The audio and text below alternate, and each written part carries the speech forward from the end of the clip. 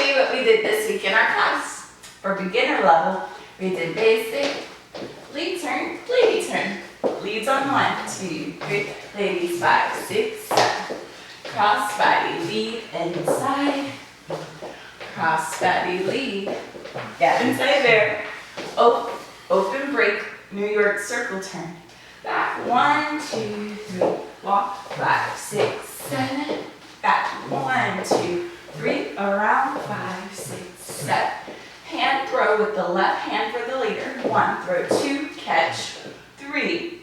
Inside turn. 5, 6, 7. Behind the head. Cross body lead. 1, 2, 3, and 5, 6, 7. All right. So now moving on to advanced class. We're using this left hand to give the lady a hair comb, but taking it off. So 1, 2, 3, take it off. 5, left hand inside, turn the shoulder check. We both step forward. 1, take it off. 2, 3, right hand turn, lifting the right. 5, turn left.